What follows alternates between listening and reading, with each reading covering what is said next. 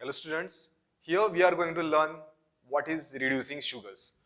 So the question here, now reducing sugar means reduces, first of all thing, reduces tolerance reagent, right? One is tolerance reagent and the second thing, uh, reduces failing solutions. Failing solution. Now, who reduces tolerance reagent and failing solution? It is aldehyde. It is aldehyde, right? It is aldehyde and and alpha hydroxy ketone. Okay, alpha hydroxy ketone are capable of reducing. It's not coming into the frame, so I'll write this. And alpha hydroxy ketone is capable of reducing a tolerance reagent and the failing solution. Now, in this case, whether this glucopyranose, this is like whenever we write it in this form, this is also called as glucopyranose, which I did not mention in the previous lectures. It is also called as fructofuranose. So here, these are what I am talking reducing sugar with respect to the monosaccharides. Okay, these are monosaccharide, only one carbohydrate unit is there, and here if you see we have to just look for the like whether the given structure, given compound is going to be act as a reducing sugars or not. So thing is very simple, we have to just identify the alpha carbon. Here this is the alpha carbon, right? Here there is a alpha carbon and this is the another alpha carbon because here is the oxygen. So this is the alpha carbon. We have to check whether there is a presence of a OH group on that alpha carbon, then it is a reducing sugar. So here, since there is a presence of a OH group on alpha carbon, even if there is a presence of one OH group or at least on one alpha hydrogen, then it is a reducing sugar. Not necessary that all the alpha carbons should have the OH group. So here, this is a reducing sugar, right? This is a reducing sugar. What about second? Here also if you check the alpha, this is alpha and this is alpha. Here also there is a presence of a OH group on a alpha carbon, therefore this is also a reducing sugar. So presence of a OH on a alpha carbon tells that a given sugar, given saccharide, monosaccharide or any oligosaccharide or polysaccharide is a reducing or not. It's very simple. You have to just check the presence of OH on alpha carbon, then it is a then it is a reducing sugar. All monosaccharides like glucopyranose or fructopyranose or glucose or fructose are reducing sugars. Okay, we'll learn same thing, reducing whether the given compound is reducing sugar or not with respect to the oligosaccharides and the polysaccharides.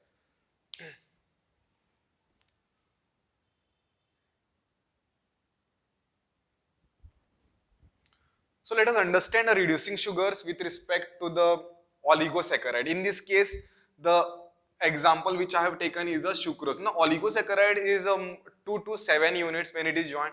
The category is called as oligosaccharide. In this case, since 2 units are joined, it is a disaccharides. Okay, like if I take sucrose, C12H22O11 is a molecular formula of a sucrose. If I put this into water,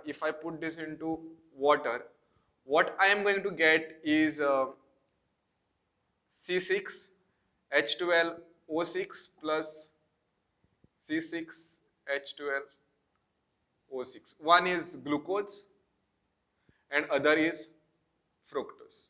Okay, this is what are the units which I am going to get. So one is alpha D glucose and this is the beta D glucose combination, right? This is together combined by the glycosidic linkage. This is the linkage which is over here. This is the glycosidic linkage. Okay.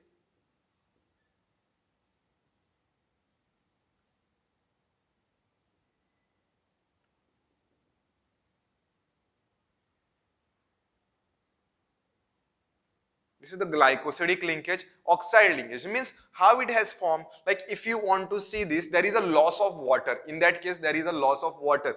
Means here, earlier it was this.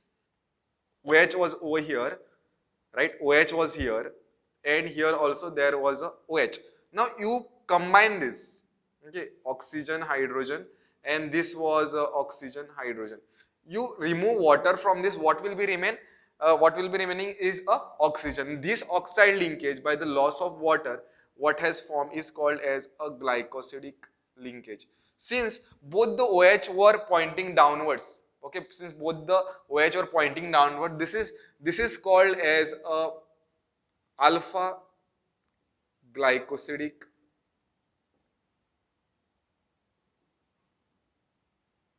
linkage. Okay, here if you check this is carbon 1, this is carbon 2, 3, 4, 5 and 6. Here this is carbon 1, 2, 3, 4, 5 and 6. So it is a linkage between what? Carbon 2 of the fructose, right? Carbon 2 of the fructose and a carbon 1 of alpha D glucose. This is the thing. Now our concept, what we were learning is about the reducing sugar with respect to the oligosaccharide. In this case it is a disaccharide. Yes, example is sucrose, and whether it is reducing or not. First we have to identify the oxygen, right? Cyclic oxygen. This is the oxygen, and which is the alpha carbon. Now here this is the alpha carbon, this is the alpha carbon, and here this is the alpha carbon with respect to this oxygen. So is there a OH directly connected to it? No, there is no OH. This is hydrogen, this is CH2OH. Here also this is CH2OH. Earlier this was a OH, but now it is not a OH, it is just oxygen, right? So this cannot be the OH. So here also this is alpha, right? Alpha carbon, and this is also alpha carbon. In both the cases, here there is no OH on an alpha carbon. So sucrose, what I can say is that it is non-reducing sugar. It is non-reducing sugar.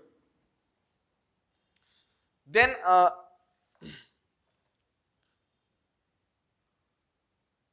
let us take one more example of the disaccharide or oligosaccharide. Oligosaccharide is a broader definition. Disaccharide is with respect to 2.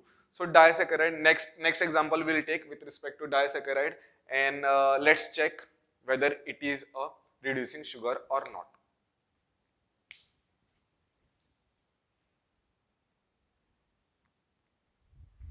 Next example of the oligosaccharide is second example. Okay, the earlier sucrose was a first example. This is a second example, maltose. This together is called as a maltose.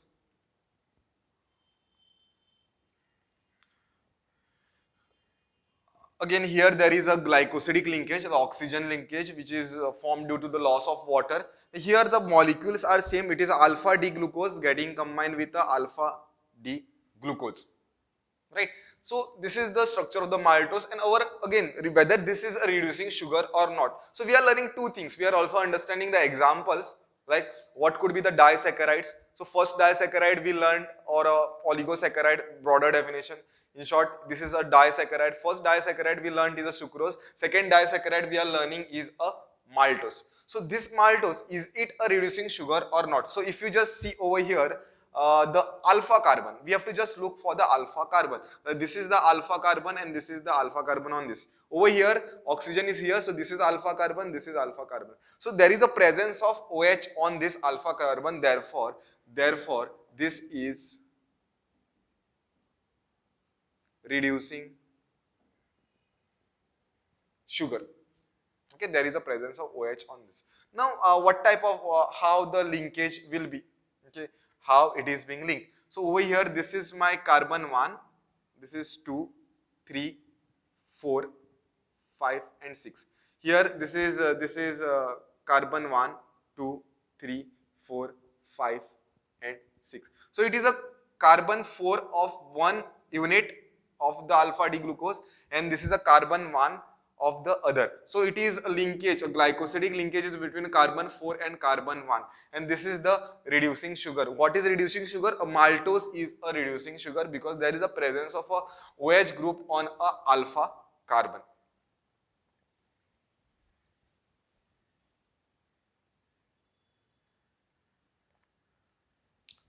Okay, next disaccharide here I have drawn is a lactose. Okay, it is a 2 units of beta D glucose getting combined. Here this is OH, right? This is the oxygen which is linked. This is a glycosidic linkage. This OH is on the top and here OH is down. This will be a beta glycosidic linkage. Okay. And this is structure, 2 units of beta D glucose getting combined. If I start numbering, then this is the carbon 1, 2, 3, 4, 5 and 6. So it is a carbon 4 and 1, 2, 3, 4, 5 and 6. So carbon 1 of one unit and carbon 4 of other unit being connected, and this is what the lactose is. Now talking whether this is a reducing sugar or not. So if we have to just identify this is a alpha carbon, this is also alpha. There is a presence of OH on this. Over here there is no, there is a alpha carbon, right? There is a alpha carbon over here, this is alpha carbon, over here this is alpha carbon because oxygen is here. There is no OH, but here there is one OH. Therefore, since there is a presence of one OH on alpha carbon, it is a reducing sugar. It is a reducing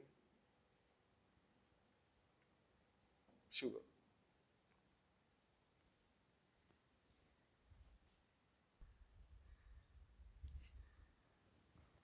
Okay, next polysaccharide over here we will be learning is a starch.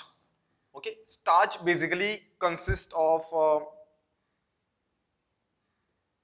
it is amylose plus amylopectin.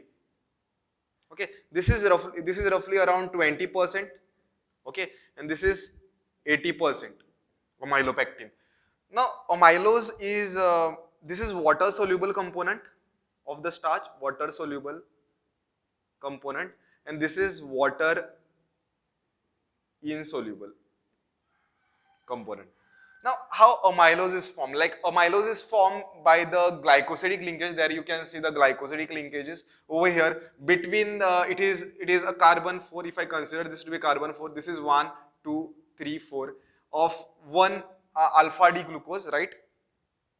This is a unit of alpha D glucose. All units are of the alpha D glucose connected with the first carbon 1. So here in amylose it is carbon 1 and carbon 4 linkages of the alpha D glucose. Now next is amylopectin. Amylopectin is a little bit branch structure.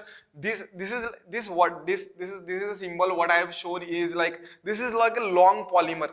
Okay, it is a long polymer, something around 200 to 1000 units of the alpha D glucose being connected by the glycosidic linkages. Okay, by the carbon 1 and carbon 4. This is what the amylose is. Now what is amylopectin? Amylopectin is the similar type of structure, but there is a branching. Means here also you can see that there is a branching. First type of branching is between a carbon 4 of this and a carbon 1 of another alpha D glucose, and there is also branching due to carbon 1 of the alpha D glucose and a carbon 6, right? This is actually a carbon 6. This is what CH2OH. No, it was. So here this is what is linked, and this is the carbon 6. Like if I consider 1, 2, 3, 4, 5, and this is the sixth carbon. So there is a linkage between them. This is what the amylopectin. Now if you check whether this is a reducing sugar or not, we were learning with regarding to this. We have to identify the whether the given molecule or a carbohydrate is a reducing sugar or not. Here alpha carbons, you can check here. This is alpha, there is no OH. This is alpha, no OH. Anywhere you can see this is alpha, there is no OH. There is alpha carbon, but there is no OH present over there. Since there is no presence of the OH, both amylose, amylopectin are non-reducing sugar.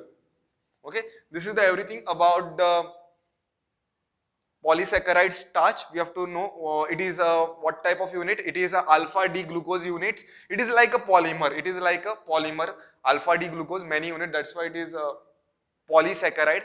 More than 10 units when they connect, it is called as polysaccharide. And this is the example. That is, starch is an example, and alpha D glucose are the connecting units.